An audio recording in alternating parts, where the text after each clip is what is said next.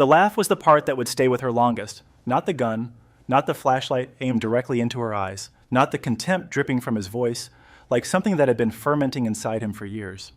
It was the laugh, the specific quality of it, loose and satisfied, the sound of a man who believed in his very marrow that he had already won. Deputy Vance Harlan of the Caldwell County Sheriff's Department stood on the shoulder of State Road 9 in rural Alabama on a certain evening, his service weapon pointed at the face of the woman in the rental sedan, and he was laughing at the gold shield she had just shown him. An FBI badge, he said, shaking his head slowly, the way a man does when someone has tried to pull a trick he has seen 100 times before. Sure, where'd you buy that, sweetheart, online? They sell all kinds of things online these days. He actually chuckled after that, a private, self-appreciating chuckle. He looked back toward his patrol cruiser as though he might share the joke with someone, found his rookie partner standing some distance back looking at the ground, and redirected his amusement inward. The woman in the car did not react to the laugh. She sat perfectly still behind the wheel, her hands visible, her breathing measured, her eyes level and calm, in a way that should have told him everything he needed to know, and somehow told him nothing at all. Her name was Dr. Amara Nkosi. She was the daughter of a retired schoolteacher from Grayford, Alabama, and a graduate of Howard University and the FBI Academy at Quantico, Virginia. For many years, she had worked in the Behavioral Analysis Unit, the division of the FBI that hunted the people most other investigators did not know how to find. She had sat across interrogation tables from men who had done things that would make most people lose their capacity for sleep. She had profiled killers in 4 countries. She had testified before federal grand juries, addressed joint intelligence briefings, and written the behavioral assessment that led to the arrest of a man who had evaded law enforcement for some time. She knew what a real gun looked like. She knew what a real threat looked like. And she knew with the absolute measured certainty of a woman who had spent her entire professional life studying human behavior at its most dangerous, exactly what Deputy Vance Harlan was. What he did not know, what he could not process because to process it would require him to become a fundamentally different person than the one he had spent many years carefully constructing, was that his laugh was not the sound of victory, it was the sound of a door closing behind him. In the next few minutes, Dr. Amara Nkosi would press a button on the steering column of her rental car. That button would connect a Bluetooth call that would end Harlan's career, initiate a federal investigation that would dismantle a county law enforcement department, down to its rotten foundation, and ultimately free a young man currently sitting in a state prison for a crime he did not commit. All of that was about to happen because Vance Harlan had laughed at a gold shield on a dark Alabama highway and called it a prop. Stay with this story because what came next was a reckoning many years in the making, and it moved with the quiet, inevitable precision of everything that has been earned. 2 hours earlier, the evening was beautiful. Amara had noticed it the way she noticed everything. With attention she could not quite turn off even when she tried, a professional reflex that had become so integrated into her personality, she was no longer sure where the training ended and the person began. The light was doing something specific to the pines along State Road 9, catching the tops of them and turning them the color of copper wire, and the shadows they threw across the 2-lane road had a particular quality that belonged only to this part of Alabama, only to evenings like this one, when the heat was finally beginning to relent, and the air coming through the cracked window smelled like honeysuckle and warm red clay. She had driven this road 100 times growing up. She knew the curve where a deer had stepped out in front of her mother's station wagon when Amara was a child, and how Ruth Nkosi had handled the moment with the same quiet competence she brought it to everything, a careful deceleration. No panic, one hand extended across Amara's chest as though a seatbelt were not sufficient. She knew the stretch near the old cotton gin that had been converted into a feed store and then into nothing in particular, a building that simply existed as a landmark now, its purpose having outlasted everyone's memory of it. She knew the particular way the radio reception faded and returned along this stretch, the gospel station from Grayford that her mother kept on every Sunday morning, and which Amara had been quietly grateful for on this particular drive, not because she was especially religious, but because there was something grounding about a woman's voice singing about endurance on a certain evening when you were tired in a way that a week of sleep would not fully fix. She was driving a rented Ford Fusion, navy blue, picked up at the Birmingham airport sometime earlier after a flight from Dulles that had been delayed and then made up most of the time in the air. Her briefcase was on the passenger seat, her service weapon, the Sig Sauer P226 she had carried for many years, was holstered on her right hip, partially covered by the dark linen blazer she had not bothered to change out of after the flight. Her go bag was in the trunk. She had not planned for this to be anything other than a personal trip. That was the thing she would reflect on later in the days and weeks after she had been completely, deliberately, intentionally off duty. Ruth and Cozy had undergone hip replacement surgery sometime earlier. She was a retired middle school English teacher who had spent many years trying to make young students care about the distinction between a metaphor and a simile, and who had succeeded more often than the national statistics for teacher burnout would suggest was reasonable. She was fierce and warm, and entirely unwilling to admit that the recovery from her surgery was harder than she had anticipated, which Amara knew from the weekly phone calls where Ruth's voice was slightly tighter than usual, and she changed the subject whenever Amara asked about her physical therapy. Amara had promised some time with her. She had told her unit chief she was using accumulated leave, which she had been carrying for over a year because she was the kind of person who deferred her own needs in favor of whatever case was currently demanding everything she had. She had handed off her active casework to her partner, told him to call only if something was genuinely on fire, and boarded a plane to Alabama with the specific intention of being, for some time, nothing more complicated than a daughter. She was not an FBI agent on this drive. She was not a profiler or an analyst or a behavioral expert. She was Amara driving home on a familiar road in the late summer light, mentally reviewing what her mother needed from the grocery store in Grayford: stone ground grits from the specific brand Ruth used, the sweet tea she made from scratch rather than from a mix, pecans for the pie she had apparently decided to bake despite her physical therapist's guidance about extended standing, and not thinking about anything more professionally taxing than that. Her speed was exactly at the posted limit on this stretch of road. She had checked it almost unconsciously when she got onto State Road 9.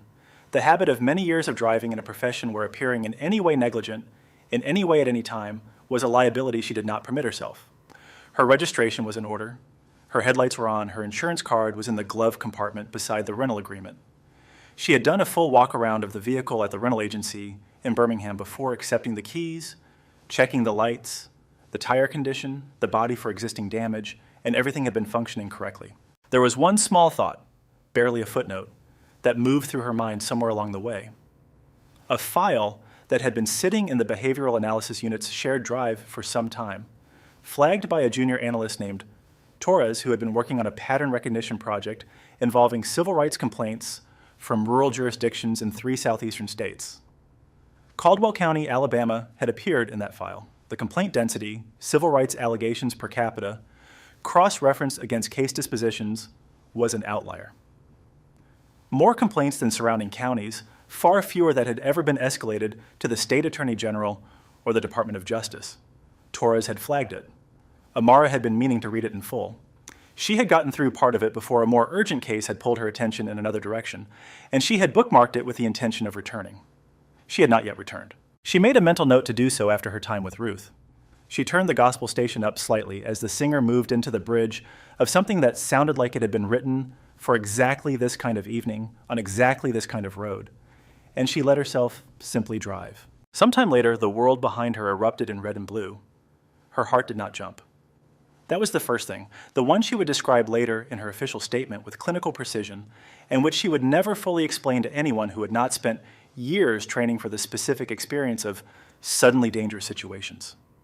Her heart did not jump because her nervous system had been conditioned through repetition and practice and actual experience to respond to the appearance of threat, not with panic, but with a kind of focused settling, like water heated to the precise temperature where it becomes still rather than turbulent. She checked her speedometer first. She had not drifted.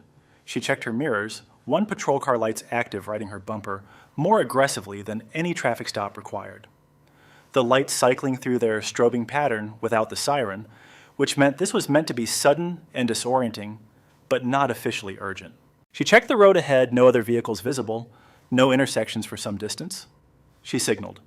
She moved her right foot from the accelerator to the brake with practiced economy, bringing the car's speed down gradually rather than abruptly. She guided the Fusion onto the gravel shoulder near a stand of tall pines that the headlights of the patrol car behind her were already washing in blue and red. She shifted into park. She cut the engine. She reached up and switched on the interior dome light. She placed both hands on the top of the steering wheel, fingers spread wide apart and clearly visible. These were the things you did, the things that had been protocol for a reason, the steps that communicated without words to an approaching officer that the person in this vehicle was not a threat. She had done them smoothly and immediately without hesitation. It had taken her a short time from the moment the lights appeared to the moment her hands were on the wheel. She knew exactly what she looked like from the patrol car's dash cam, a cooperative driver who had pulled over cleanly and assumed the safest possible posture. She watched the cruiser in her side mirror as it rolled to a stop behind her, the passenger side positioned to allow the officer to exit quickly into the space between the vehicles. The door opened. A figure emerged. He was built in a particular way that she cataloged in the first second without consciously deciding to. Stocky across the shoulders, as thick through the neck. The kind of physical density that sometimes comes from genuine conditioning and sometimes comes from the gradual accumulation of a sedentary life spent in a vehicle supplemented by irregular habits and a belief that authority was its own kind of exercise. He was white, somewhere in his middle years, a buzz cut going to gray at the temples, his deputy's uniform neat, but not pressed with any particular care. His name tag was visible even at this distance in her mirror, V. Harlan. He approached along the passenger side of the Fusion rather than the driver's side. This was not unusual. It was, in fact, a standard intimidation tactic documented in enough training literature that Amara had read formal analyses of it, designed to force the driver to turn their body away from the natural direction, to crane their neck, to feel physically off balance in relation to the officer's approach. It communicated at a nonverbal level that the officer intended to control the geometry of this interaction before a single word was spoken. She remained perfectly still. Harlan stopped at the passenger window and tapped on it with one thick knuckle. Not a knock. More of an assertion.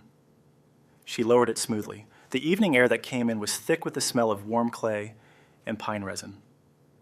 And underneath that, the faint ghost of something damp and complicated that was just the specific smell of this part of Alabama, the smell she had grown up with, the smell that meant home. Harlan's flashlight came on and went directly into her eyes. He held it there a second longer than any legitimate purpose required. "Evening, ma'am," he said. His voice was a low, thick drawl, the kind that might have sounded friendly to someone who had not spent many years learning to hear what was underneath sound. There was no warmth in it. It was the word evening used as a statement of position rather than a greeting.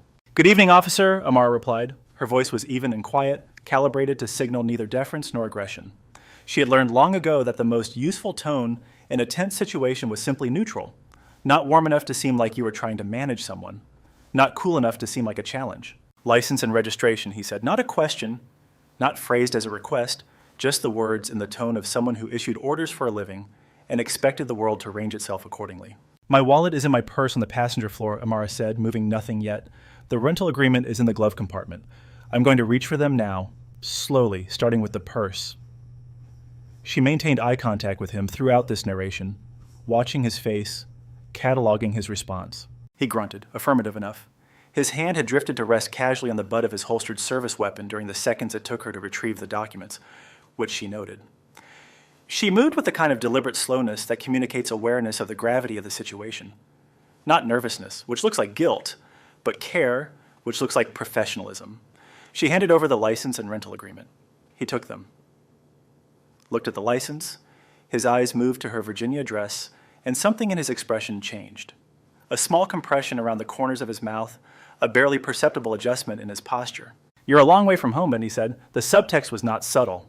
"You don't belong here." It was the kind of statement that existed in a specific borderland between conversation and threat, deniable enough to be unprovable, clear enough to be unmistakable. "Visiting family," Amara said simply. She gave him nothing extra. Profilers learn early that unnecessary information is a gift you give to someone who may intend to use it against you. He took his time with the documents, his flashlight playing over them in a way that communicated searching rather than reading. Looking for something that would justify what he had already decided.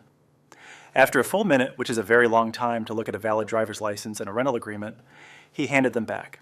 "The reason I pulled you over," he said, "is your right rear taillight is out." Amara allowed herself one small contained reaction, a slight knit of her eyebrows, controlled and real. "Officer, I did a complete vehicle check before I left the rental agency in Birmingham. I checked all the lights specifically. They were functioning." The flicker that crossed Harlan's face was rapid, but she caught it. Irritation. Not at the information, but at being questioned, at having his stated reason challenged by someone who was not supposed to be in a position to challenge it. He was not used to that. The irritation told her something important about how often it happened. "Well, it's out now," he said. "Step out of the vehicle, ma'am." And there it was, the step that moved this from a pretextual stop into something else entirely. Amara did not move to open the door. She understood the legal landscape of this moment precisely. A broken tail light, even a genuinely broken one, which this was not, did not provide probable cause to require a driver to exit their vehicle. The Supreme Court had held otherwise at various junctures in the specific context of officer safety concerns, but those holdings had parameters, and none of those parameters applied to this situation. He had already had her license and registration. She had not made any threatening movement or statement. The road was dark and rural, but darkness and rurality were not threat indicators. An exit order in this context was an escalation. It was the move of someone who wanted physical control over a situation in which they did not yet have it and who was willing to manufacture a legal justification for that control after the fact. She had read the case files. She knew how these reports were written. She knew what happened to the people who got out of the car when there was no legal basis for the order, because they happened to be the kind of people for whom the cost of refusal often felt unbearable. "With all due respect, officer," she said, keeping her voice at the same measured register she had maintained throughout, "I'd like to understand why I need to exit my vehicle for an alleged taillight issue. My license is valid, the registration is in order. You can write the citation and I'll be on my way." She paused precisely one beat. "Or I'm happy to remain here while you verify anything further." Harlan's face underwent a change. The professional veneer, thin as it had been, dropped. What was underneath was not rage exactly, but something adjacent to it, the particular emotion of a man who has been accustomed to a specific kind of compliance and encountered unexpectedly its absence. "Because I told you to," he said. His voice was lower now, flatter, the drawl stripped of its casual quality and replaced with something harder. "Now step out of the car or I'll pull you out." This was the crossroads that Amara had identified the moment she pulled onto the shoulder. She had known it was coming. She had been watching the indicators accumulate, the passenger side approach, the prolonged document inspection, the pretextual taillight explanation, and she had been making calculations on a dark road with no witnesses, with a deputy who had already telegraphed his intentions clearly enough for a trained observer to read them. Her rights were a theoretical construct rather than a practical protection, but she was not just any citizen on a dark road. She was a federal officer who had sworn an oath to the Constitution. She was being asked to surrender. She was a professional who spent her working life understanding exactly how men like this operated and what it cost the people who encountered them when no one pushed back. And she was a behavioral analyst who had just completed a very rapid and very accurate assessment of who she was dealing with. She made her decision. "Officer Harlan," she said, and the quality of her voice changed. Not louder, not harsh, but carrying a new weight, a new calibration. The voice she used when she wanted someone to hear, not just what she was saying, but what was underneath it. "I am a federal officer. My credentials are in my briefcase on the passenger seat. My service weapon is holstered on my right hip under my jacket." She kept her hands completely visible. "I am identifying myself to you as a professional courtesy before we go any further, and I'm asking you to call your supervisor to the scene." She watched his face with the attention of someone for whom faces were text. What she saw was a rapid sequential set of responses that told her a great deal. First, surprise. Brief and genuine. Second, something that might have been the beginning of recalibration, a moment where his brain was processing the new information and its implications. Third, and this was the one that mattered, the one that determined everything that came next, the recalibration failed. His ego asserted itself over his judgment. The surprise collapsed into skepticism, and the skepticism hardened into contempt because the alternative, accepting that the woman in this car was exactly what she said she was, would have required him to revise a fundamental assumption that his entire sense of himself was built on. His hand unsnapped the retention strap on his holster. "Federal officer," he said, and the mockery in it was specific and layered. It was not the mockery of a man who has heard a lot of false claims. It was the mockery of a man who had already decided, at a level below conscious thought, that a black woman driving a rental car in Caldwell County, Alabama, on a certain evening, could not possibly be anything that required him to adjust his behavior. The claim was not being evaluated, it was being dismissed on arrival. Amara kept her hands visible and still. "My jacket is unbuttoned. I'm going to use my left hand, my non-dominant hand, to move the lapel aside so you can see both the weapon and my credentials. Nothing else. Is that acceptable?" He didn't answer, but he nodded. One short, curt motion. She moved her left hand to her blazer lapel with an economy of movement that was almost painful in its deliberateness. She peeled it back. The gold shield caught the flashlight the way gold always does. Not dully, not gradually, but all at once, a sudden, sharp claim of light. The FBI seal, the eagle with its wings spread, the badge number etched cleanly into the metal, and beside it the butt of the P226 holstered exactly as she had described. She held the lapel back and waited. Harlan's flashlight beam landed on the badge. She watched his eyes, she watched the sequence of expressions, and she saw the moment that the evidence arrived in his mind and was rejected. Not processed and found lacking. Rejected. as though his mind had a bouncer at the door and certain categories of information simply were not admitted. "You've got to be kidding me," he said slowly, and a sound came out of him that was technically a laugh, but which was also something else. It was loud. It was pushed out with a kind of forced quality, as though volume could substitute for conviction. "An FBI badge." He shook his head. "Where'd you buy that, sweetheart, online? They sell all kinds of things online these days." "Nice try." He said sweetheart with a particular deliberateness, slowly so she couldn't miss it, weighted with many years of a specific kind of authority. And what that authority had taught him, he was permitted to say to the people he stopped on dark roads. And then he said something else quieter, almost to himself, but audible through the open window in the stillness of the evening. He said real FBI doesn't drive fusions to visit their mama in Grayford on a certain evening. He said it with a small, satisfied smile. He said it like a man displaying a piece of private knowledge he was proud of. He said it like a man who had never once in many years been required to reconsider any of his assumptions about who belonged where and who deserved what. That sentence, those exact words, and that exact tone would be read back to him by the federal judge at his sentencing sometime later. Amara was making a note of it as he spoke. She let the lapel fall back. She placed her left hand on the wheel. "Officer Harlan," she said, and her voice was different now. Not harder. She did not do harder.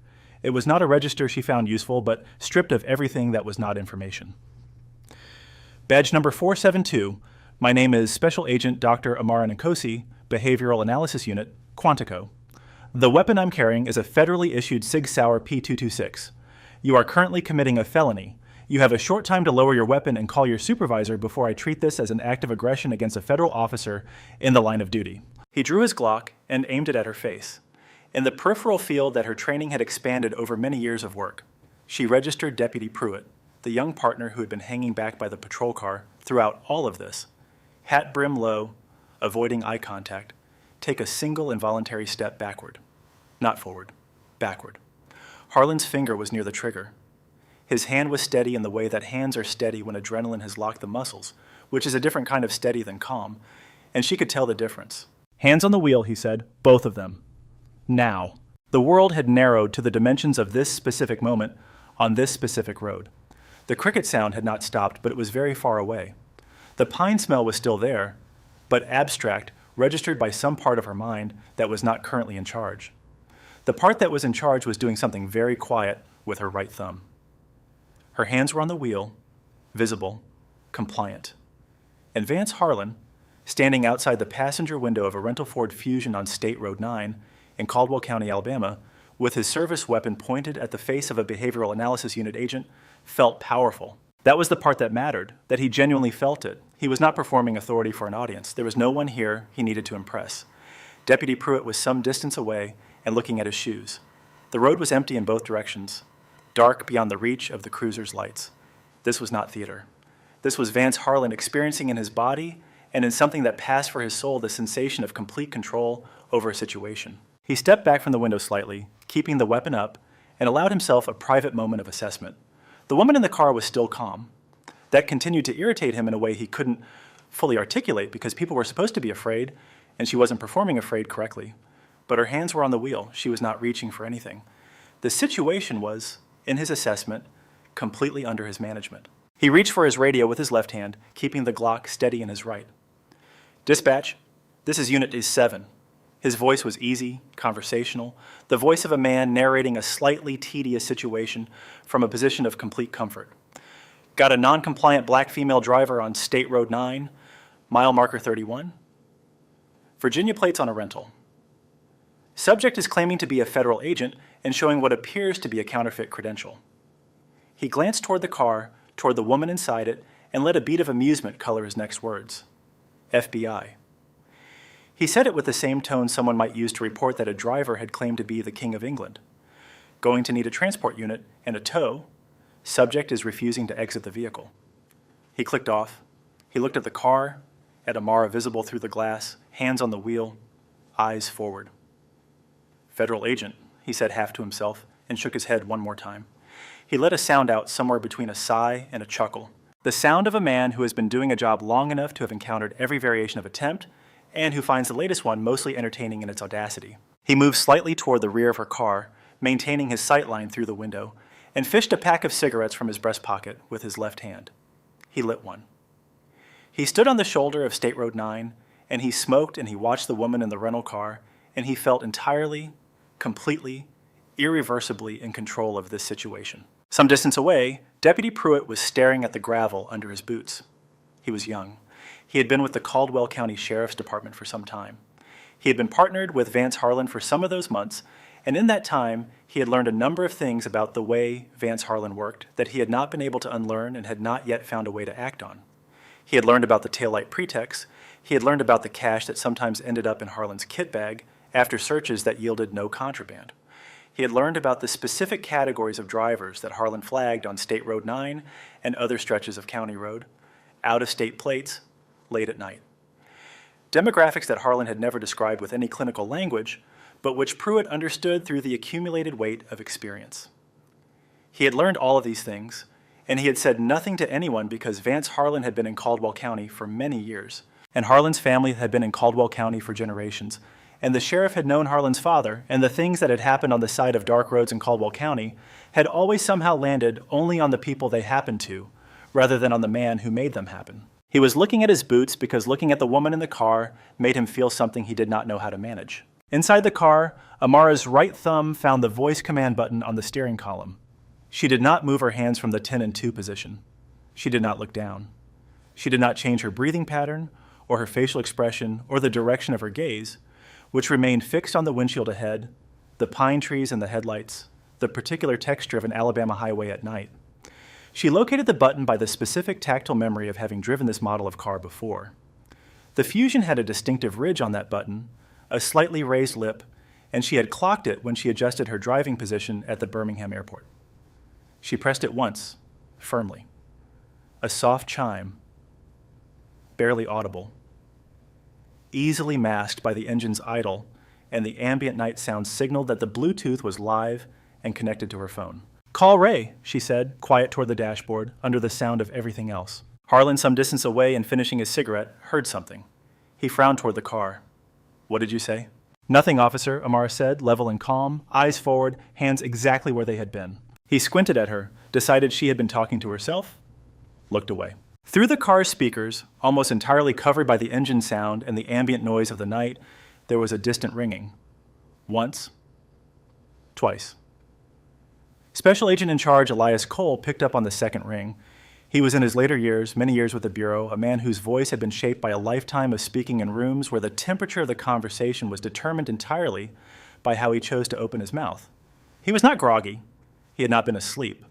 He had been at his desk in the Atlanta field office doing what he almost always did at that hour, which was reading case files with a cup of bad coffee and the particular focused attention of someone who knew that preparation was the only real form of luck. He had not been asleep because his tablet had registered sometime earlier a silent alert from Agent Nkosi's bureau-issued cell phone.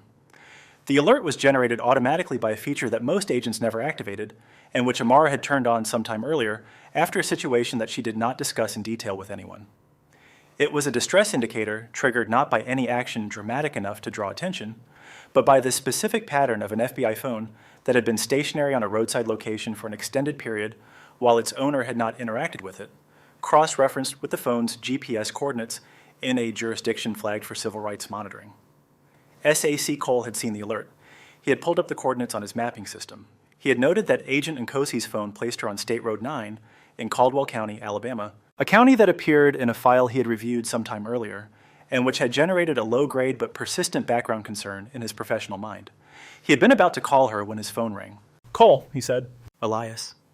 Her voice was quiet, immediate, and calibrated with the specific quality he had learned to recognize in many years of working with Amara Nkosi as meaning, "I have a situation, and I need you to process what I'm about to say without wasting time on questions I don't have time to answer." She gave him everything in one continuous, unhurried delivery. Her location: State Road 9 Mile, marker 31. The county, Caldwell. The officer, Deputy V. Harlan. Caldwell County Sheriff's Department. His badge number, which he had memorized from the name tag, the nature of the encounter, service weapon drawn and aimed at her credentials, presented and rejected, refusal to acknowledge federal status. Her physical condition: unharmed, hands on wheel, weapon holstered. She said all of this in the voice of someone filing a report, Not in the voice of someone who was afraid yet, because she was not giving herself permission to be afraid yet. And she had learned long ago that the most important thing she could give the people who needed to help her was accurate information delivered in a way that allowed them to act on it immediately. Through the car speakers, her voice filled the fusion. Outside the passenger window, Harlan had been raising his cigarette toward his mouth. He stopped. The sound that came out of the car speakers was not the voice of a boyfriend or a relative or a lawyer. It was the voice of a man who had spent many years in positions of authority and whose voice carried that history in its very timbre. Certain, unhurried, and absolutely without any uncertainty about what it was about to do. The sound of it cut through the evening air and landed on Vance Harlan like something physical. Officer Harlan? SAC. Cole's voice came through the fusion speaker system with the clarity of a command frequency. This is Special Agent in Charge Elias Cole of the Federal Bureau of Investigation, Atlanta Field Office. You are currently holding a federal officer at gunpoint. You have a short time to holster your weapon and place your hands on the roof of your patrol vehicle. Failure to comply will be treated as an act of aggression against the United States government. Harlan's mouth opened. Nothing came out. The cigarette fell from his fingers, unsmoked, and hit the gravel in a small shower of orange sparks. His face, which had been for some time performing a kind of lazy, satisfied confidence, underwent a transformation that Amara watched with the precision of a woman who had spent her career studying exactly this, the moment when a person's constructed identity collides with a reality they cannot accommodate. The color left his face starting at the forehead and moving downward, a tide going out, leaving behind a gray-white surface that did not look healthy. His eyes moved to the car, to the speakers, to Amara. Back to the speakers, his gun hand was shaking. 10 seconds, Cole said. He had begun counting. His voice did not change. It was the voice of someone for whom counting to 10 from a position of absolute authority was simply a thing that happened. At 7, something broke in Vance Harlan. It was not a dramatic break. It did not announce itself. It was the kind of break that happens when a structure that has been under pressure for too long reaches a point that it simply cannot maintain. A choked sound escaped his throat. Not a sob, not a word. Something more primitive than either, and his arm, which had been holding the Glock with the locked muscle steadiness of adrenaline, lowered the holster.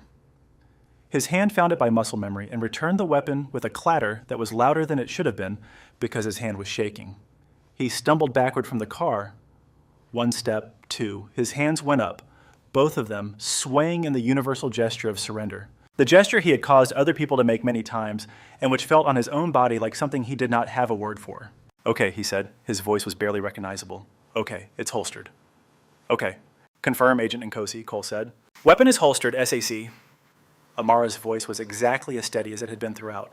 Officer is moving away from my vehicle. Good. Sheriff of Caldwell County, Harlan Voss, is being contacted now. Atlanta Field Office is mobilizing. Do not engage further. Keep this line open. Outside the car, Vance Harlan stood on the shoulder of State Road 9 with his back against his patrol cruiser, his face the color of old milk, his chest heaving with a breathing pattern that was no longer controlled by him. He was looking at the rental car, at the woman inside it. The look on his face was something that Amara, in many years of profiling, had seen before. It was the look of a man who has been running in a particular direction for a very long time and has just discovered all at once that the ground has ended. He had laughed sometime earlier at a gold shield.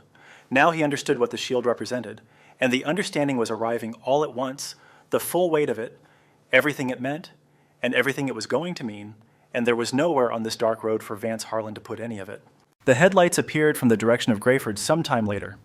A Chevrolet Tahoe, with the Caldwell County Sheriff's seal on the door, moving at a speed that communicated urgency, while still being the speed of a man who was not racing towards something he wanted to reach. It pulled over behind Harlan's cruiser with a careful, deliberate precision. The engine cut. A single figure stepped out. Sheriff Harlan Voss was in his later years and looked it, not in the way of someone who had been defeated by his age, but in the way of someone who had been worn by it, the wear of a man who had spent decades in a job that required him to be present at the worst moments in other people's lives, and who had, over time, accumulated the weight of all of it in his face and his bearing. And the specific quality of his walk, which was the walk of someone who had made peace with the fact that most things did not resolve cleanly. He was weathered rather than finished. His hair was fully white. His face was lined in the pattern of a man who had spent time outdoors in all kinds of weather, and his eyes beneath the brim of his hat were the color of weathered tin and carried in them a kind of quiet that was not peace, but was adjacent to it. He took the scene in immediately and completely. The rental car on the shoulder, the woman inside it, hands visible, composed. His deputy standing against his own cruiser, some distance back, hands still half raised. Face the color of something that had been left in the sun too long. The air between all of these elements, which was charged with what had just happened and what it meant. Voss had not been surprised to receive the call from SAC Cole. That was the thing he would think about later in the quiet hours of a long night. He had not been surprised. He had been bracing for a version of this call. Not this specific version, not this specific woman, not this specific evening, but some call like it for a long time. The surprise he felt when the call came was not the surprise of the unexpected. It was the surprise of the thing you have been dreading finally arriving, which was a different emotion entirely, and one that had its own particular weight. He knew about Harlan's complaints. Not from a file, he had not spent time with the files, which was itself a failure he would have to live with, but from the specific social osmosis of a small department in a small county. The things that were known and not discussed, the pattern of incidents that people mentioned, and then allowed to drift into silence because Vance Harlan's father had coached half the county's Little League teams, and Vance Harlan's uncle had been on the county commission for some time, and the ecosystem of Caldwell County's institutional life had organized itself over time around the assumption that some things about Vance Harlan were simply how things were. He walked to Amara's car first. He stopped a respectful distance from the window, not the aggressive proximity of Harlan's approach, but the careful distance of someone establishing that they were not a threat. Through the car speakers, SAC Cole's voice. "Sheriff Voss, this is SAC Cole, FBI Atlanta. Your deputy just held one of my agents at gunpoint. This situation is now a federal matter." Voss closed his eyes for a single second. He let out a breath through his nose. Then he opened his eyes and he looked at Deputy Vance Harlan still leaning against his cruiser. And what was in Voss's expression was not shock or defensiveness or calculation. It was disappointment. The specific adult exhausted disappointment of a man who has known for a long time that something was going to break and had not done enough to prevent it, and who now had to stand in the wreckage of his own failure to act. "Understood, sir," Voss said to the speakers. His voice was tight, but steady. He turned to Harlan. "Vance, get over here." Harlan shuffled forward. He was walking with the gait of a man who had been recently drained of everything that had given him his particular way of moving through the world. The swagger was gone. What remained was something smaller and more fundamental, just a man in a uniform on a dark road with nowhere to go. "Your weapon," Voss said and held out his hand, flat, palm up. Harlan unholstered the Glock, his grip first as protocol required. He placed it in the sheriff's hand. "Your cuffs." Harlan's eyes went to him. A flash of something. Protest. Disbelief. The beginning of an appeal. "Sheriff Voss, your cuffs, Vance." With hands that were no longer steady, Harlan unclipped the handcuffs from his duty belt and placed them in the sheriff's other hand. Voss looked at them for a moment. There was something specific in his expression as he looked at those handcuffs that Amara, watching from inside the car, recognized. It was the weight of a symbol, the thing those cuffs had meant in Harlan's hands, and what it meant now that they were somewhere else. "Vance Harlan," Voss said, and his voice was very quiet, the kind of quiet that does not signal peace, but rather the absence of anything unnecessary. "You are under arrest for aggravated assault on a law enforcement officer." He took Harlan's arm. He turned him with a firmness that was not rough, but was absolute.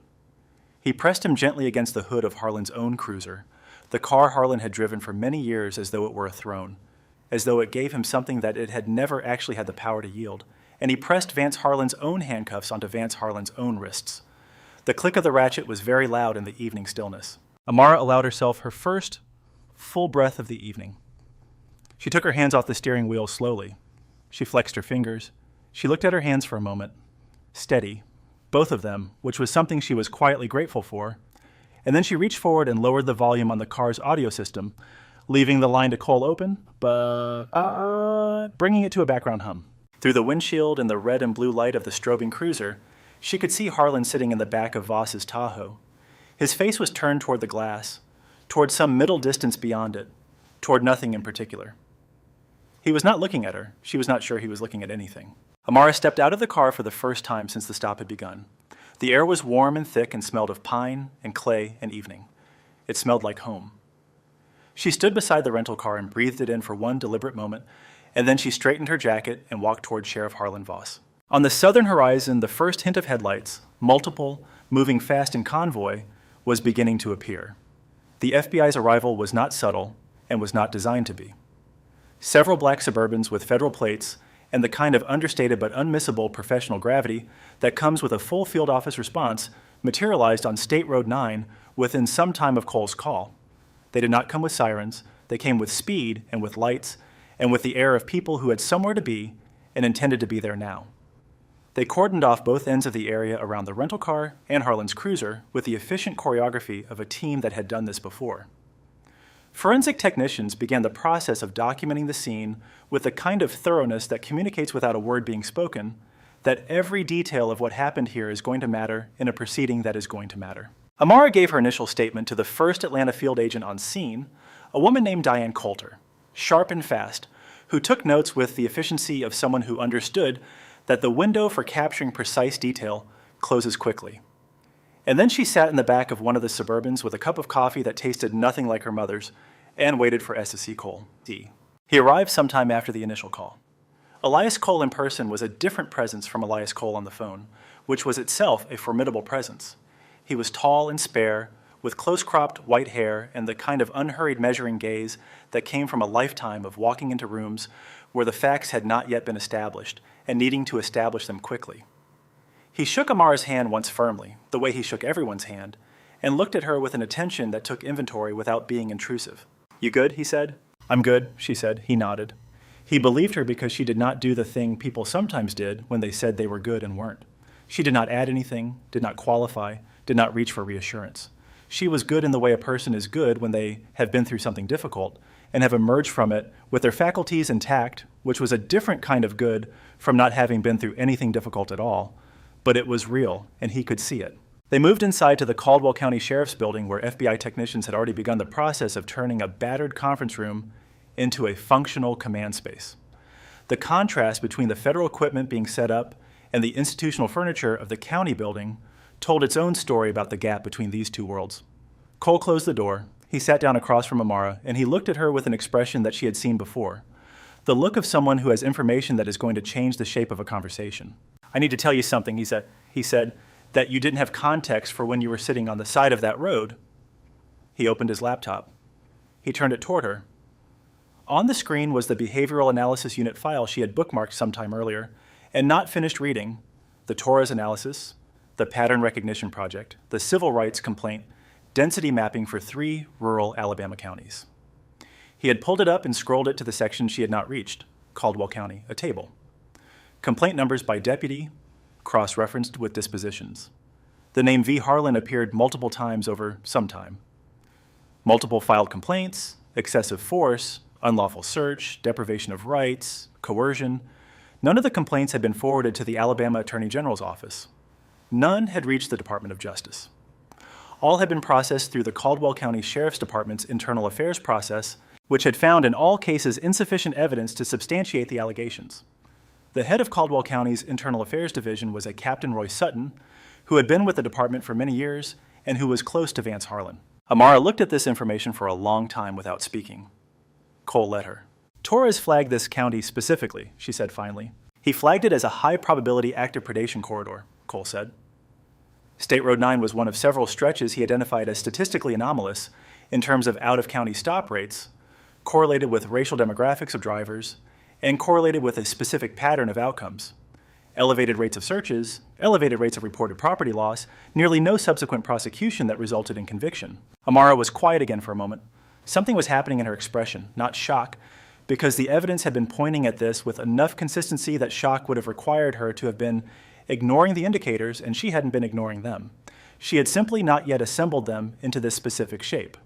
What was happening was the particular internal experience of pieces arranging themselves into a pattern you had been working toward without knowing the final form. "I wasn't randomly stopped," she said. "No," Cole said. "Harlan's pattern is highly consistent. Out-of-state plates, State Road 9, specifically the stretch between certain mile markers on certain evenings. The timing correlates with the reduced supervisory presence at the end of Voss's shift rotation. You fit the profile of the drivers he targets. Not you specifically, not because of anything about you personally, but because you are a woman driving alone in a rental car with out-of-state plates on a certain evening. Amara looked at the screen, at the map, at the mile marker where her rental car was still parked on the shoulder under floodlights, while federal technicians photographed it. He was already on a federal list, she said. A preliminary analysis, not yet an open investigation, Cole said carefully. But yes, his name was in our system. What happened tonight converts that analysis from a background monitoring file into the foundation of a full federal investigation. What this meant, what the full weight of this revelation meant, was something that took a moment to land in its proper dimensions.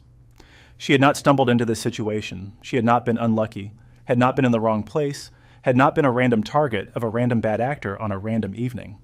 She had driven down a road that was already poisoned, passed a mile marker that was already known, and been stopped by a man who was already in a federal database and had not yet been stopped himself because the system designed to see him had been occupied by the people he knew.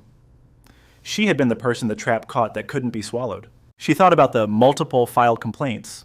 She thought about the people who had gone through something in the vicinity of what she had just gone through on the same road in the preceding some time and who had emerged from it with nothing but a dismissed complaint and whatever they had lost on the side of the road. She thought about what it had cost those people to file those complaints in the first place, the specific courage that required, and what it had meant to have those complaints vanish into Captain Roy Sutton's desk. What do we have from his dashcam archive? She asked. Technicians pulled everything on scene, Cole said. We'll have preliminary review in a few hours. He paused. There's something else. Deputy Pruitt, the rookie partner. Coulter's team has him in an interview room. He's been in there for some time, and he's giving nothing useful. He's scared, but he's giving canned answers. Amara set down her coffee. I'd like to talk to him. The interview room smelled like the interior of every county law enforcement building she had ever been in, a specific blend of institutional cleaner, old carpet, and something that was either mildew or the accumulated anxiety of 1,000 difficult conversations held in small spaces. 2 Atlanta field agents, Henderson and Marsh, had been working Deputy Pruitt for some time when Amara came in. Pruitt was young. She had registered that on the road, the baby-faced quality of him under the hat brim, the way he had moved, the specific uncertainty that had been visible even from some distance away when Harlan was escalating. In person, in the interview room, he looked younger. He had the face of someone who had grown up hearing that there was a right thing to do and who had been learning in increments that knowing the right thing and doing the right thing were 2 separate skills that required 2 separate forms of courage. He looked up when Amara came in. His eyes went to her, and something happened in them, a rapid, uncomfortable recognition. She was the agent Harlan had pointed a gun at. She was the woman whose credentials he had stood some distance away from and watched be rejected. She was, in the simplest possible terms, the person whose situation he could have changed by walking forward and saying something and had not. She sat across from him. Henderson and Marsh were still in the room flanking the door. Amara folded her hands on the table and said nothing for some time. It was not a manipulative silence exactly. It was simply the silence of a person who was not in a hurry and who was paying very close attention. She watched Pruitt the way she watched all subjects, not with the aggressive searching quality that people sometimes associated with interrogation, but with the steady receiving attention of someone who understood that most of what a person communicates, they communicate without knowing they're doing it. His hands moved, a specific pattern touching the edge of the table, then his own forearm, then back to the table that she recognized as the self-soothing behavior of someone whose nervous system was under sustained load. His eyes moved to the door once every so often, which was not the eye movement of someone looking for a physical exit, but the eye movement of someone for whom an exit from the situation they were in, some release from what they knew and were carrying, had become a pressing physical need. He was not scared of the FBI in the way a person who has done something truly criminal is scared of the FBI. He was scared of something more complicated than that. Deputy Pruitt, she said finally. Her voice was quiet. No particular introduction, no setup, just his name and the space after it. I'm the agent Officer Harlan pointed his weapon at tonight. Pruitt's jaw tightened. I'm not an internal affairs investigator, she continued. I'm a profiler. I study behavior, specifically why people make the choices they make under pressure, and what those choices tell us about the circumstances that enabled them. She let that sit for a moment. And right now, your behavior is telling me something. He didn't say anything, but his hands had stopped moving. You're not scared of us, she said. You're scared of what we're going to find when we look at Harlan's record. And you're scared because you've been present for some of it, and you said nothing, and you understand that there's a specific word for what a person who was present and said nothing is called when a federal grand jury convenes. Pruitt's composure cracked. Not dramatically. It was not a loud break, not a sudden collapse. It was the kind of crack that happens when the weight of something has been pressing long enough that the structure finally yields quietly in one place. His eyes went briefly to the table, and when they came back, they were different in a way she recognized. "I didn't," he started. Stopped. Started again. He told her in pieces the way people describe things they have been carrying in a compressed form for too long, quickly, unevenly. The words coming out in the specific order of what was most pressing rather than what was most logical. The pattern of stops, out-of-state plates, certain evenings, the pretextual taillight claim, and then the detail that made Amara's jaw tighten involuntarily.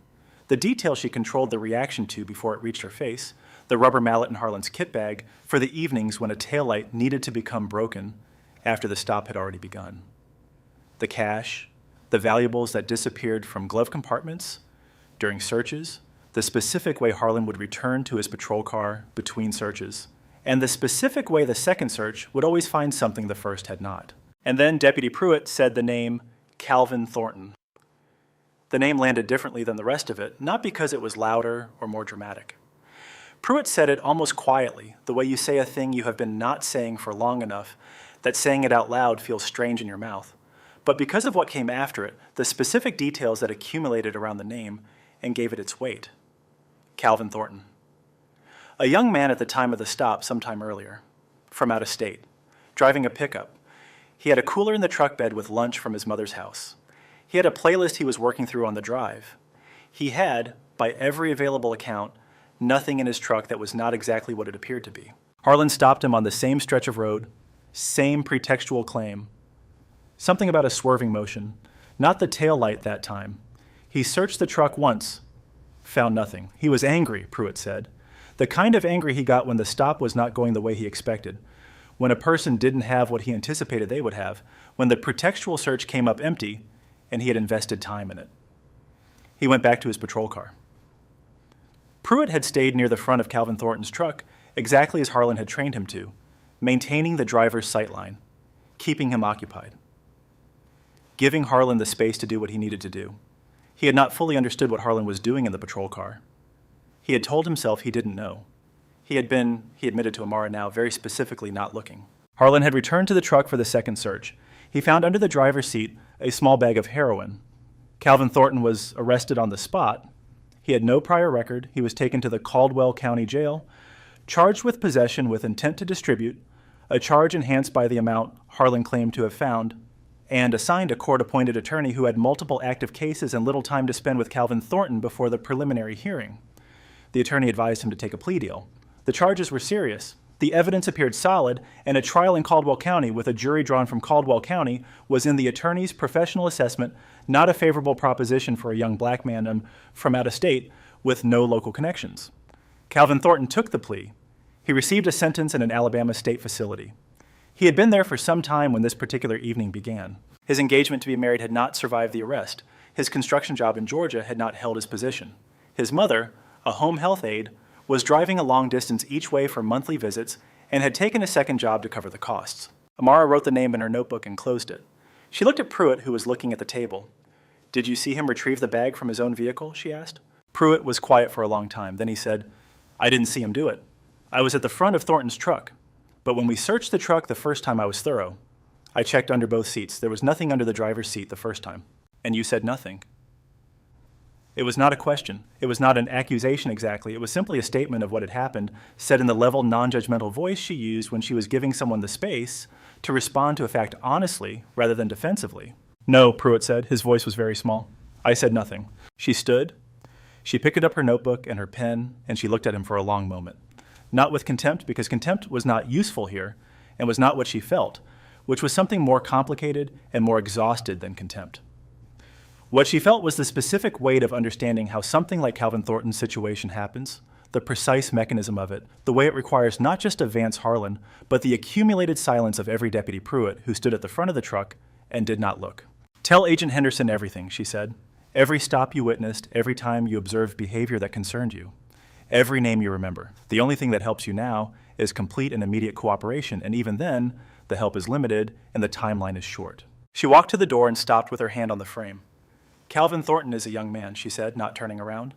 "He is currently in a state prison in Alabama for a crime your partner committed. He went to a construction job in Georgia. He had a cooler with lunch from his mother's house in the truck bed. She left the room. The dash cam archive took some time to process. FBI forensic technician Laura Stokes, thorough with the specific patience of someone who understood that what was on a recording was only as valuable as the integrity of the chain of evidence around it, worked through the files from Harlan's cruiser with a methodical attention that did not allow for shortcuts. She logged every file, verified timestamps, checked for discontinuities in the recording that would indicate intentional erasure or manipulation. She found one. Harlan's dash cam had been disabled, the video feed cut at a specific timestamp during the night of the Calvin Thornton stop. The disabling was consistent with a manual override from the cruiser's console, which required a deliberate action rather than a technical malfunction. But the dash cam's audio system, the microphone array that fed the recording, had not been cut at the same time. It was a model-specific quirk of the Caldwell County Fleet's patrol vehicles, a budget procurement from some time earlier that the department had never updated. The audio and video feeds were on separate circuits, and the manual console override controlled only the video. The audio from Deputy Harlan's dash cam during the night of the Calvin Thornton stop was intact. All of it. Stokes called Amara at a certain hour. Amara was in the conference room, which had been converted into a workspace, drinking coffee and reading through the case history on Calvin Thornton's arrest and plea. The court documents, the arrest report in Harlan's handwriting, the plea agreement with its careful anesthetic language that processed the destruction of a young man's plans into a series of legal clauses and disposition codes. She listened to the audio file on a set of headphones. She heard Harlan's voice, slightly muffled by the cruiser's cabin acoustics during the interval between the first search of Thornton's truck and the second. He was talking to himself the way people talk to themselves when they believe no one is listening, which is a different quality entirely from the way they talk when they know a record is being made.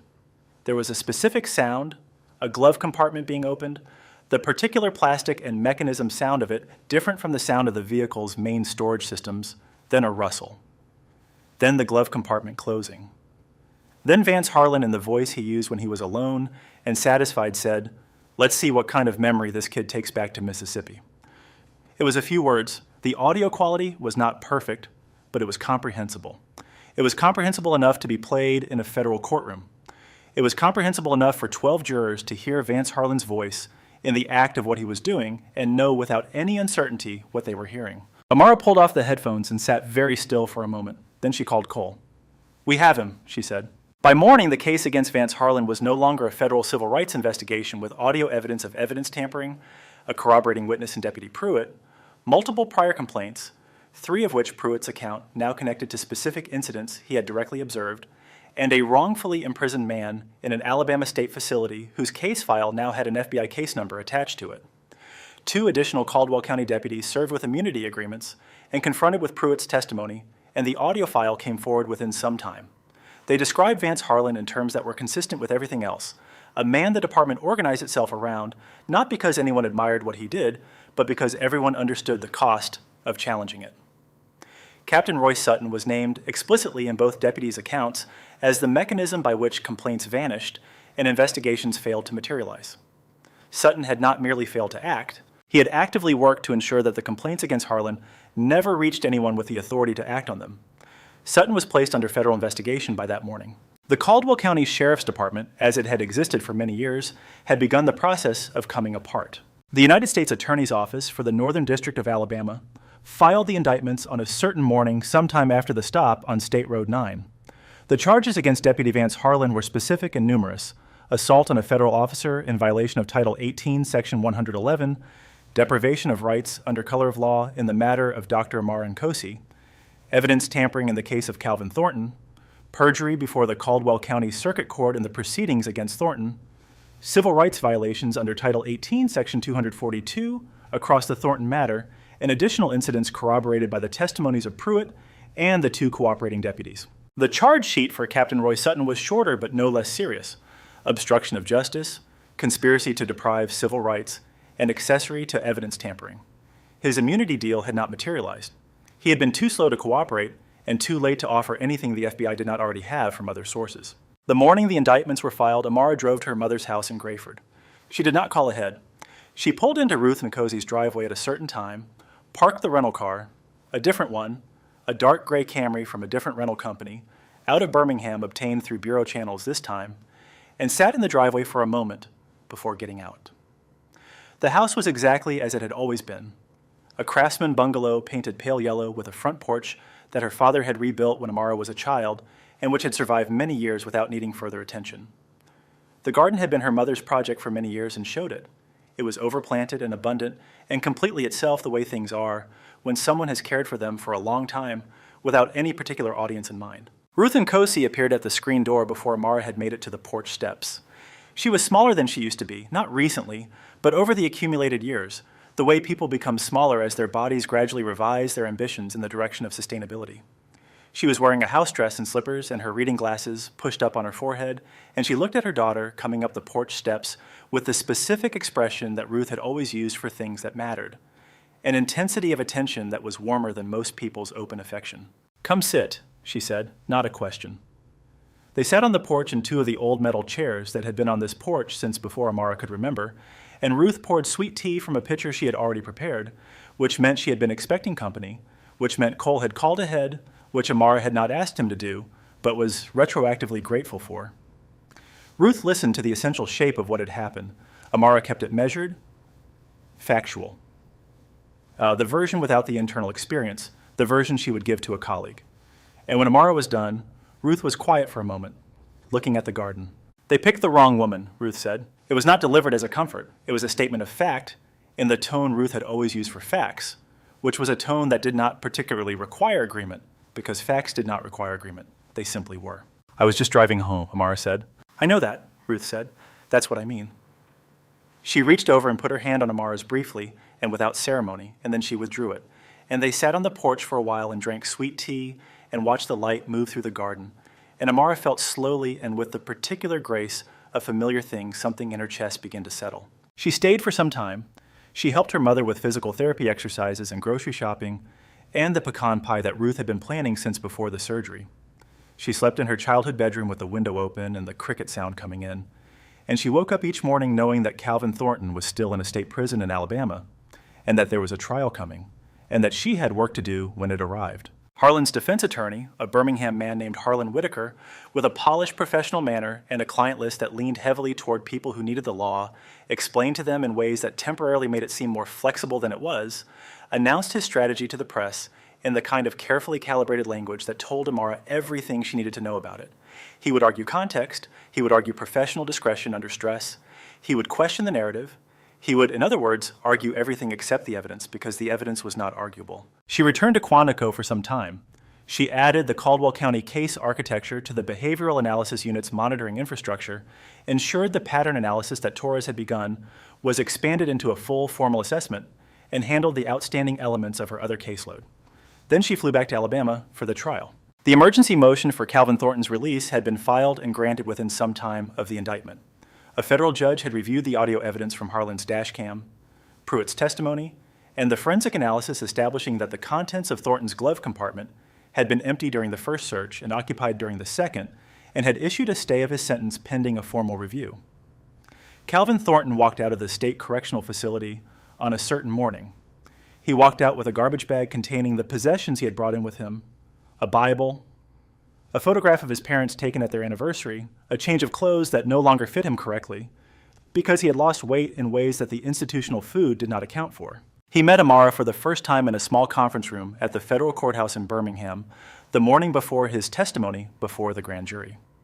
He was accompanied by his parents, his father Maurice, a maintenance supervisor for the Meridian School District, and his mother Dolores, the home health aide, who had been making the long drive every month for some time, and by an attorney provided through a civil rights legal organization that the FBI had connected his family with. Amara shook his hand. He was a young man, and he looked like someone who had spent some time in a place that was not designed for the preservation of young men. He was thin across the face and cautious in his movements, the specific caution of someone who had learned to read environments carefully because the cost of misreading them had proven real and high. His eyes were tired in the particular way that is a different kind of tiredness than the one that comes from insufficient sleep, the kind that comes from having been required over an extended period to maintain vigilance in a hostile place. He looked at Amara with an expression that she found difficult to categorize, but which she understood as she was the agent, the person this had happened to, the person whose being stopped, had resulted in his being released. "I appreciate what you did," he said. His voice was quieter than she expected, measured. "You didn't need my help to deserve what's happening," she said. "This was always going to be where this ended. You got there faster because of what happened to me, and I'm sorry it took some time, but it was always going to arrive here." She meant it exactly as she said it. She was not performing reassurance she did not do. She had never found it useful. She was simply telling him what was true. Harlan's pattern was documented. Pruitt's conscience was already under load before she arrived on State Road 9. The Torres analysis had already flagged the corridor. Something was going to surface eventually. What she had done was accelerate the arrival of an outcome that had been building in the background all along. He nodded slowly. She could not tell whether he found that comforting. His testimony before the grand jury was given in the specific register that she had learned to associate with people who have spent a long time holding something carefully and are now finally in a context where they are permitted to put it down. He was not dramatic. He did not perform. He sat in the witness chair and he answered the questions directly, and he described what had happened on the night of the stop with the specific precision of someone who has replayed an event so many times in so many quiet moments that its details had become fixed and permanent. He described the first search, the nothingness under the seat, the interval when Harlan returned to his cruiser, the second search, the moment the bag appeared in a space where sometime earlier he had been absolutely certain there was no bag.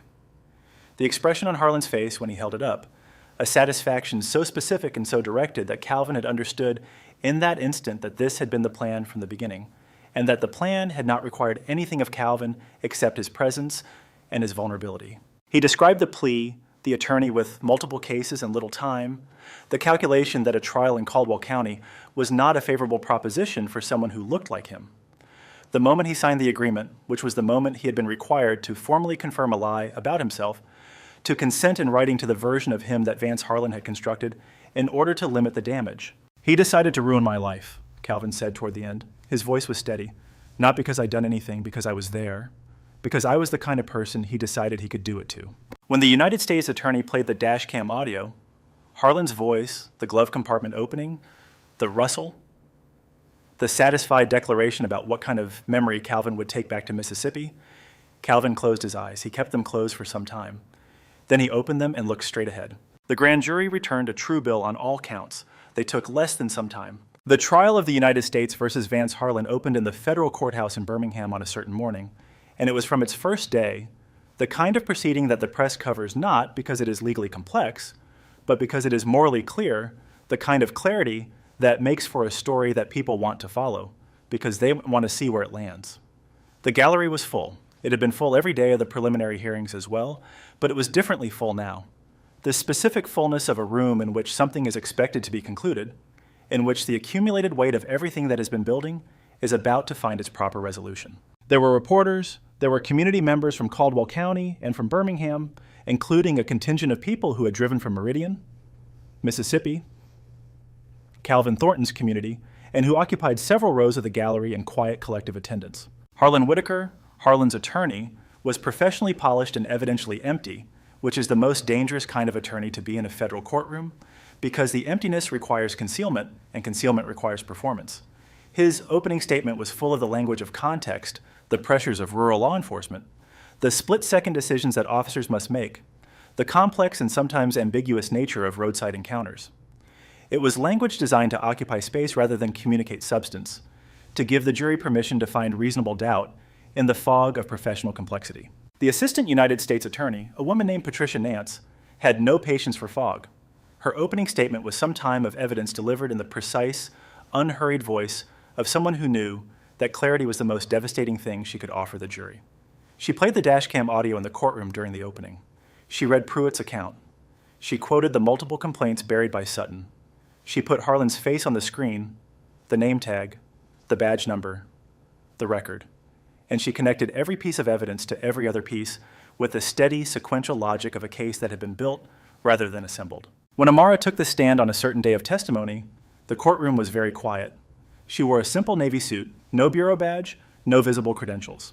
She was a witness today, not an agent, and the distinction mattered to her. She had testified in federal proceedings many times before, but the specific quality of this testimony was different. She was testifying about something that had happened to her personally, which was a different kind of testimony from the expert witnessing she had done before, and which required her to be present in the account rather than above it. She was not above it, but she was in control of how present she allowed herself to be. Patricia Nance walked her through the evening sequentially, beginning with the drive from Birmingham and ending with Cole's voice through the car speakers. Amara's testimony was clinical in its precision and completely without dramatization, which was paradoxically more powerful than drama would have been. She described each of Harlan's actions, each of his statements, each decision point where he had had an opportunity to choose differently and had not chosen differently, and she described them in the specific observational language of a behavioral analyst who was also a participant, which gave her account a layered quality that was both personally authentic and professionally exact. She described the laugh, the specific quality of it, the specific meaning it had communicated. She described the word sweetheart and what it had been designed to do. She described the moment the gun came out. She described the button she pressed, the call she made, and the sound of Vance Harlan's voice after SAC Cole spoke through the car speakers, the specific sound of a man's structural confidence collapsing. She described all of this without raising her voice, without performing distress, without asking the jury for anything except their attention. The cross-examination was Harlan Whitaker's last viable option, and everyone in the courtroom understood it, including Whitaker, which was why he approached it with the performance of a man who had convinced himself that there was something useful left to find. He opened with her profession, her expertise, her reputation as a behavioral analyst, a profiler, a woman who had spent many years in the behavioral analysis unit studying the psychology of dangerous people. It was meant to function as a double-edged credential. Here is someone who should have known how to de-escalate, who should have understood the dynamics of a roadside encounter, who, perhaps Whitaker's ultimate insinuation, used her professional knowledge not to calm the situation, but to engineer a particular outcome. Dr. Nkosi, he began, and his voice carried the practiced warmth of a man who is about to be the opposite of warm. You're an expert in behavior. You study people for a living. Correct. I analyze behavior to assist in criminal investigations, Amara said. The word profile has a specific technical meaning in my field, but yes. And you were doing that, analyzing Deputy Harlan's behavior from the moment he approached your vehicle.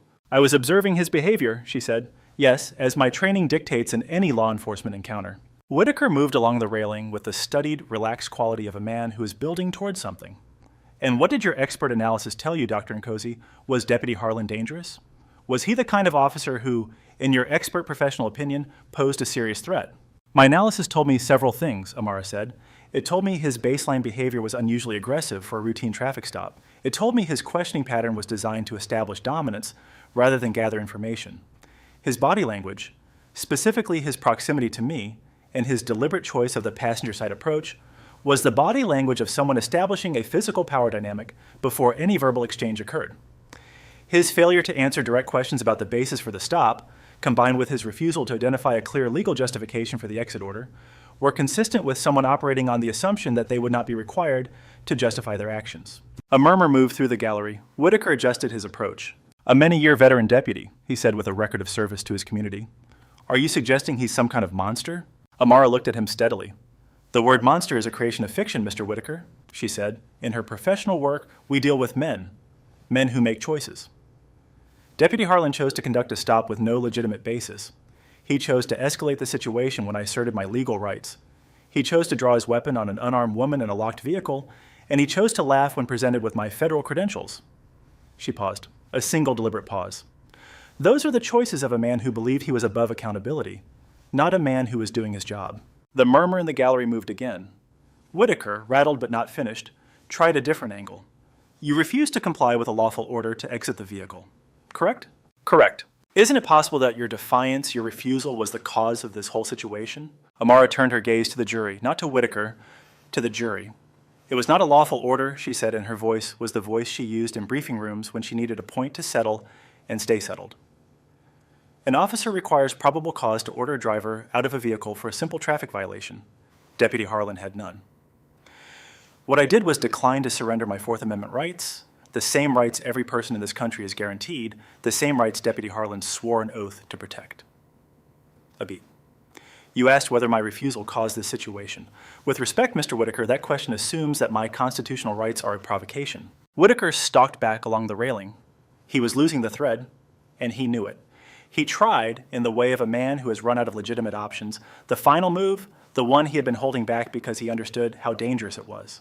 Since you raised your professional expertise, Dr. Nkosi, since you are, as you've told us, trained to profile people to understand their psychology, let's discuss the psychology of my client. Amara's expression did not change, but something in her eyes did, a quality of attention that those who knew her well would have recognized as the specific engagement of a woman who had been given exactly what she needed. I'd welcome that, she said. Whitaker froze for a fraction of a second.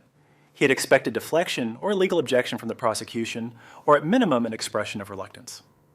He had not expected the answer she gave, and the absence of deflection destabilized him in a way that was visible to anyone paying attention. Deputy Harlan, Amara said, speaking with the same measured informational quality she brought to everything, displays indicators that I have encountered across a specific category of behavioral subject in my work. He targets individuals he perceives as occupying a lower position in a social hierarchy he has constructed, not because those individuals present legitimate threats, but because the act of assertion over them produces a psychological reward, a temporary resolution of an insecurity that his sense of self-worth is built around. His laugh when he saw my credentials was not the laugh of genuine disbelief. A genuinely disbelieving person questions. They investigate. They verify. He did none of those things. His laugh was the laugh of rejection, a psychological defense mechanism deployed because the alternative, accepting what the badge actually meant, would have required him to revise a fundamental assumption about who has authority and what forms it takes.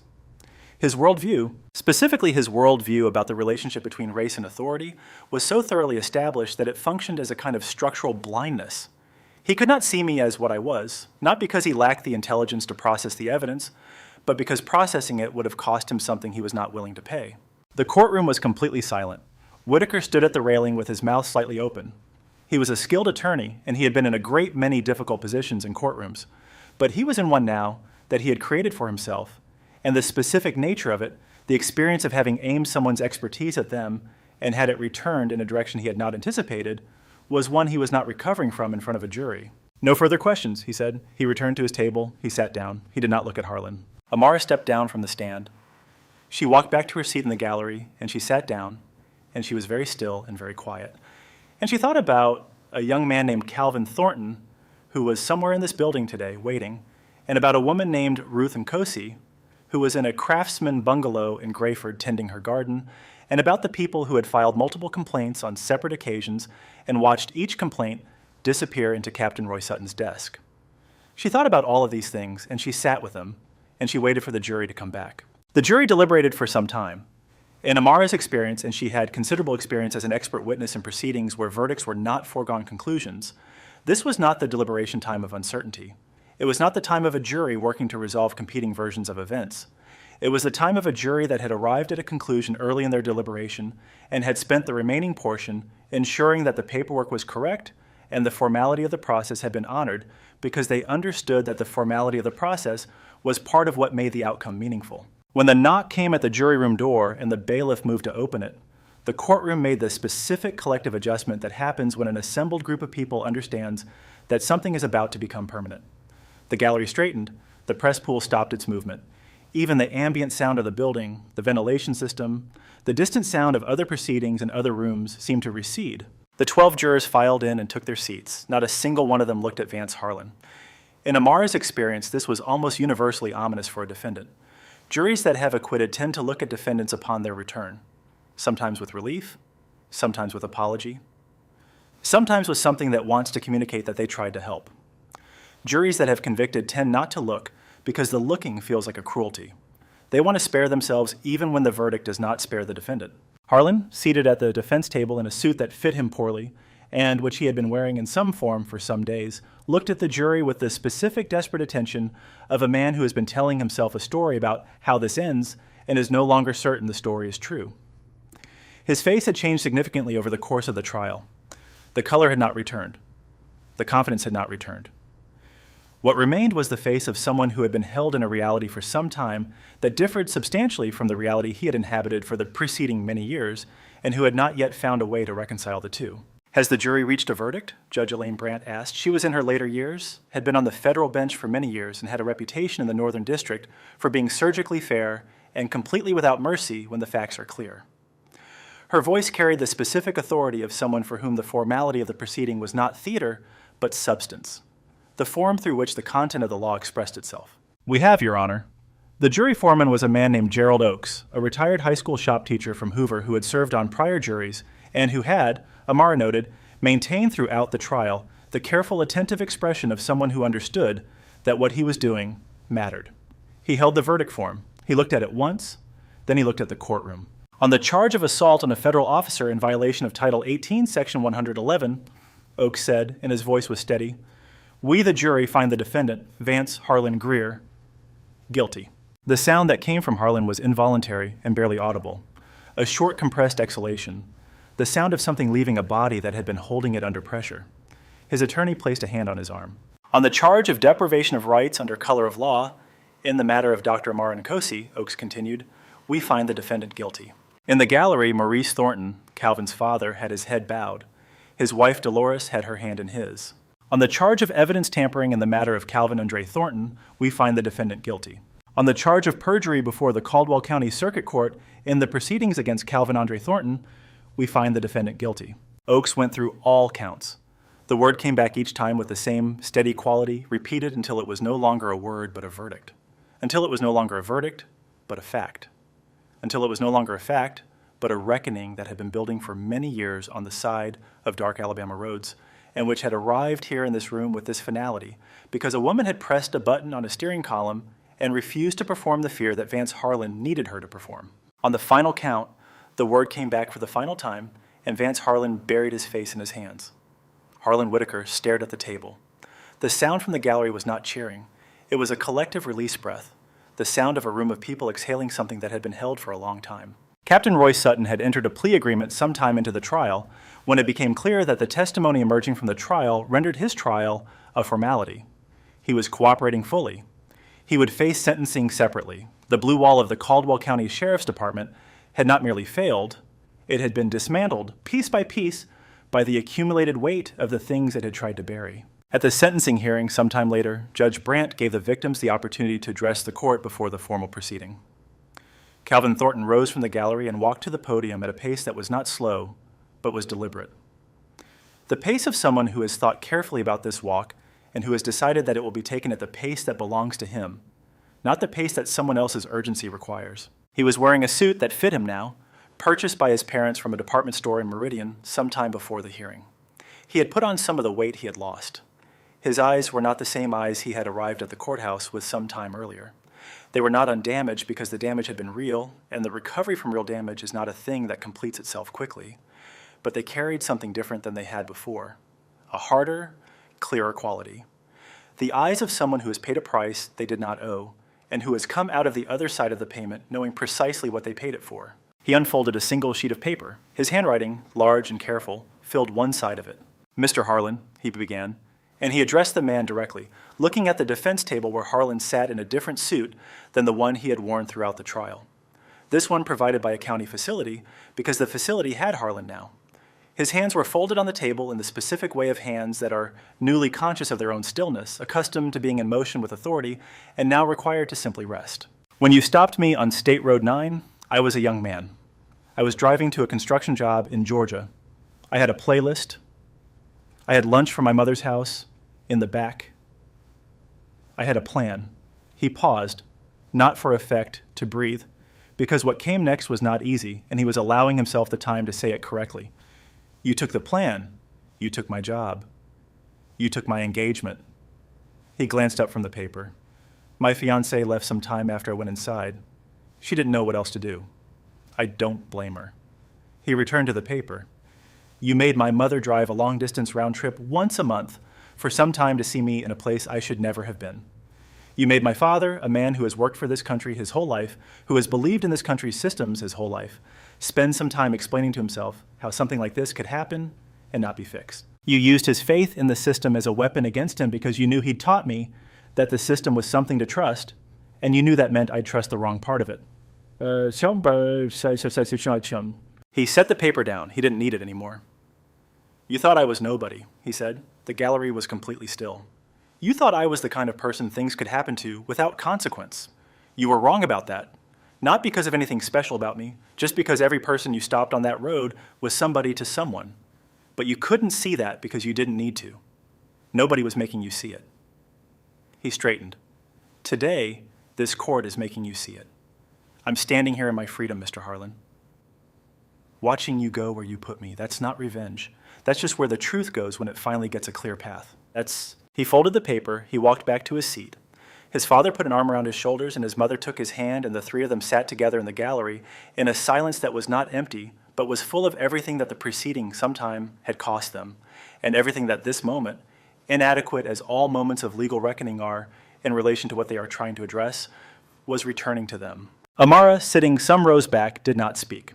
When Patricia Nance approached her before the formal sentencing and asked whether she wished to give a victim impact statement, Amara looked at Calvin Thornton for a moment, at the back of his head, at the set of his shoulders, at the way his father's arm stayed around him, and she shook her head.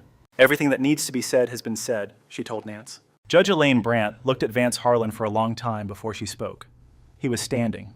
His attorney was beside him. He was in the facility suit, a muted gray that did not belong to him, that had belonged to a long series of other men before him, and would belong to a long series of others after, and he was standing with the specific posture of someone who has been told by their attorney to stand straight, and who is doing so because they have no other instructions to follow. Mr. Harlan, Judge Brandt said. She had a way of speaking and sentencing that Amara had read about in legal coverage of her prior proceedings, and which she now heard directly. Unhurried, without performance, without the rhetorical flourish of someone who wanted their words to be quoted. Just the words given their correct weight, and then silence. In many years on this bench, she said, I have sentenced a great many people for a great many things. And one of the things I have learned in many years is that the crimes that cause me the most difficulty are not the most violent and not the most financially devastating, but the crimes that abuse trust, because trust is the scaffolding on which everything else is built. When the scaffolding is corrupted, the things built on it are corrupted too, and they fall. And the falling does damage to people who never consented to be anywhere near the structure. She looked at the papers in front of her, then back at Harlan. You were given a badge, she said, not a title, not a rank. A badge, a symbol of a specific relationship between a person and the community they serve. You were told what that badge meant.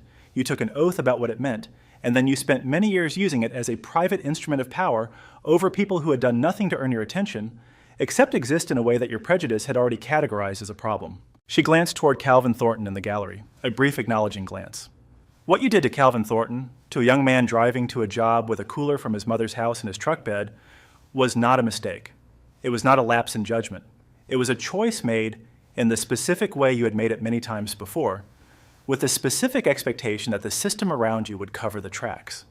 The fact that the system failed to cover those tracks this time because of the remarkable circumstances of who you chose to target on that certain evening does not change what you chose to do. It only changed whether anyone found out. She was quiet for a moment. The courtroom was very still. On the count of assault on a federal officer, she said, I sentence you to many years in federal custody.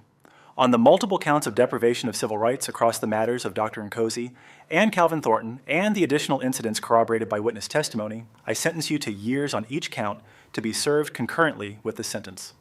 On the counts of evidence tampering, perjury, and malicious prosecution in the matter of Calvin Thornton, I sentence you to an additional many years in federal custody. She looked at Harlan over the edge of her reading glasses. This second sentence is to be served consecutively. A tremor went through the courtroom. Consecutively, many years. Vance Harlan was in his middle years. The mathematics required no elaboration. Whitaker began to rise. Judge Brandt held up a single hand. I am not finished, she said. Whitaker sat back down.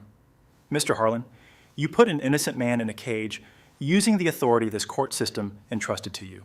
You used a bag of drugs from your own glove compartment and the indifference of a corrupt internal affairs process to make that cage permanent, or as permanent as you could make it. It is the judgment of this court that you will spend the remainder of your productive life in a cage of your own making, and that this will not be enough to account for what you took from Calvin Thornton and his family and the people whose complaints were buried, but it is what this court has power to give them. It is the fullest measure of the law directed at you. She placed her pen on the desk. Remove him.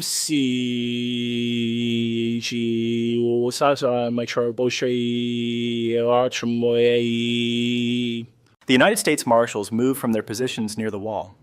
They were efficient, and they were not rough because they were professionals, and the situation had nothing left in it that required force. They approached Harlan, and they placed him in the restraints, the chains around his wrists, the chain at his waist, the shackles at his ankles that the federal system used for transport. The sound of the ratchets and the chain links was specific and metallic, and in the complete silence of the courtroom, it was the only sound there was. They turned him. They walked him toward the door at the side of the courtroom, the door that opened to the holding corridor, the transport vehicles, the federal facility where he would begin the process of understanding what many years meant in the specific physical terms of days and weeks and months inside a concrete structure. The path from the defense table to the door took him past the gallery, past the seats where the community members from Caldwell County and Birmingham and Meridian, Mississippi had been sitting throughout the trial, past the rows where reporters had been taking notes, past the row where Maurice and Dolores Thornton, their son, and past the row where Amara was standing. She had risen from her seat quietly as the marshals began moving Harlan toward the door. She was standing in the aisle, not blocking the path, but present within it, close enough that as the marshals walked Harlan past, he passed within some distance of her. She did not move toward him. She did not speak. She did not reach for anything or gesture in any direction. She simply stood and looked at him with the same calm, level, absolutely unafraid gaze she had held through the car window on State Road 9 in the dark, with his gun pointed at her face. The same gaze that had enraged him on the highway because it had refused to perform what he needed it to perform. Harlan looked at the floor. He looked at the chains on his wrists. He looked at the door ahead of him. He did not look at her. He did not need to. She was there, and he knew she was there, and what that knowledge felt like in his body, and whatever part of him was still processing experience with any accuracy, was something between them that required no further language. The man who had laughed at a gold shield on a dark Alabama highway was now wearing a number. He was walking in the same configuration, wrists restrained, the specific mechanical sound of restraint that he had put on Calvin Thornton sometime earlier on a stretch of road that he had treated for many years as his personal instrument. The door closed behind him. The sound of it was quiet, final, and had no echo.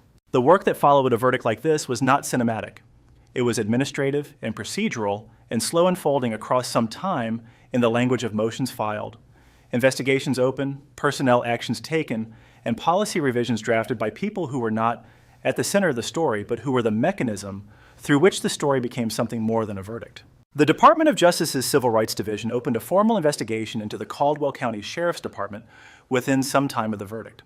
The investigation was broad and methodical and took as its mandate not just the specific acts committed by Vance Harlan and covered by Roy Sutton, but the conditions, the hiring practices, the supervisory culture, the complaint intake and disposition processes that had allowed those acts to occur across an extended period without intervention. Several additional deputies were terminated. Sutton, having cooperated in exchange for a reduced sentence, received some years. A sentence Judge Brandt described at his proceeding as the minimum that the facts of your complicity allowed this court to impose with a clear conscience. He accepted it without speaking. Sheriff Harlan Voss announced his resignation at a press conference that was by every available account one of the more difficult things a person had publicly endured in the state of Alabama in some time. He apologized to Amara. He apologized to Calvin Thornton and his family. He apologized to the people who had filed complaints that his department had failed to act on. His voice broke twice during the statement. He did not offer explanations for the inaction because he understood, and his public understanding of this was, Amara thought, the most genuinely honorable thing Harlan Voss had done in his career, that the specific failure he was responsible for did not benefit from explanation. It benefited from acknowledgement and from consequences, and he gave what he had to give of both. Calvin Thornton's wrongful conviction was formally vacated sometime after the trial. The state of Alabama, in a proceeding that moved with more speed than such proceedings typically move, acknowledged the full circumstances of his case and issued a formal exoneration. A civil settlement was reached, the specifics of which were not disclosed publicly, but which Calvin's attorney described as adequate to the damage in a statement to the press that was characteristically understated for what Amara understood it actually represented. Calvin Thornton used a portion of the settlement to enroll in a construction management certification program in Meridian. He was accepted sometime after the exoneration. His father accompanied him to the first day of class, not because Calvin needed the accompaniment, but because Maurice Thornton had spent some time waiting for the world to correct an injustice and wanted to be physically present at the moment when something like a future resumed. The construction crew in Georgia, learning of the exoneration, reached out through Calvin's attorney. The position was no longer available. The project had long since moved on, but the owner of the company offered a reference letter for any future application. Calvin did not require it for the certification program. He kept the letter anyway. He kept it in the same drawer as the photograph of his parents from their anniversary. Amara returned to Quantico. The Behavioral Analysis Unit file on Alabama's rural civil rights complaint, Corridor, was formally escalated from a background monitoring document to an active federal assessment with Torres as the lead analyst. The patterns he had mapped and the specific mechanism by which Caldwell County had confirmed the validity of the assessment became part of a training module used in federal civil rights enforcement. The training module did not name Amara or Harlan. It used the case as an anonymous case study, but the people who worked through it understood what they were looking at. She added the completed case to her personnel file without particular ceremony. It was the case file of a thing that had happened to her, and also the case file of a thing she had helped build into something that mattered beyond the thing that had happened to her, which was the outcome she had been working toward from the moment she pressed the button on the steering column. Sometime after the sentencing on a certain evening, Amara drove south on State Road 9. She was in a rental car, a gray Camry Bureau arranged from a different agency than the one that had rented her the Fusion some time earlier. The evening light was different, shorter, cooler, the pines holding their color differently. The sky above them a clear and specific winter blue that was its own kind of beauty. The heat was gone. The air through the slightly lowered window was clean and cold and smelled of pine and dry clay. The winter version of the smell she had grown up with, the version that meant something different seasonally, but carried the same essential character. She drove past the curves she had known since she was a child, past the old feed store, past the places that were landmarks because she had passed them enough times over a lifetime to give them weight and permanence in her memory. She passed the mile marker without slowing. She did not look at the shoulder. She did not look at the gravel where the rental car had sat, or at the pines that had framed the flashlight beam, or at the stretch of road that had been, for a period of some time, a place with a very specific meaning attached to it. She looked at the road ahead. The road ahead was simply a road. She pulled into Ruth and Cosey's driveway at a certain time. The porch light was on. Through the front window, a warm yellow light was coming from the kitchen. She could smell, even before she opened the car door, the particular smell of something baking that her mother did with pecans and brown sugar, and a specific patience that could not be replicated by any recipe written down. It had to be learned by being present in the kitchen while it happened. And Amara had been present in that kitchen for enough years that the smell was stored somewhere in her body, alongside the sound of Ruth's voice and the texture of the old metal chairs on the porch and everything else that belonged to the part of her life that predated FBI badges and federal courtrooms and dark Alabama roads. She turned off the engine. She sat for a moment in the quiet of the car, in the cooling engine tick, and the evening silence of this particular driveway, in this particular place, and she allowed herself to be aware of what had passed between the last time she had made this drive and this time. Then she got out of the car. Ruth and Cosey opened the screen door before Amara had made it halfway up the porch steps. She was wearing her house dress and her slippers and her reading glasses pushed up on her forehead exactly as she had been before. And she looked at her daughter coming up the porch steps with the same intensity of attention that had always been Ruth's way of expressing what other people expressed with more words. She did not say anything for a moment. She simply looked. Then she held the door open and said, "Pie's warm." Amara stepped into the house. The kitchen was lit warmly, and the smell of the pie was even stronger inside. And on the counter, there were 2 plates and 2 forks already set out, and the gospel station from Grayford was playing low on the radio that her mother kept on the windowsill above the sink. And the house smelled like all the evenings Amara had ever spent in it. She sat down at the kitchen table, the same chairs, the same light falling from the same fixture, and she took her shoes off because she was home and because her feet were tired in a way that had been accumulating for some time. Her mother set a slice of pie in front of her without asking whether she wanted it, because the question would have been unnecessary, and sat down across from her with a cup of tea.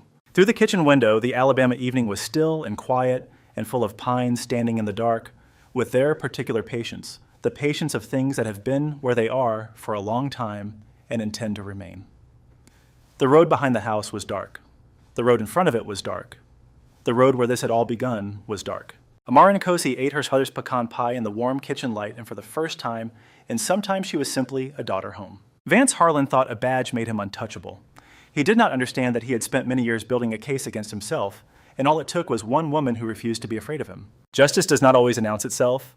Sometimes it presses a button on a steering wheel, and the rest takes care of itself. If this story moved you, subscribe to our channel for more stories of accountability, resilience, and the people who refuse to be silenced. Share this with someone who needs to hear it and hit the notification bell so you never miss what's coming next.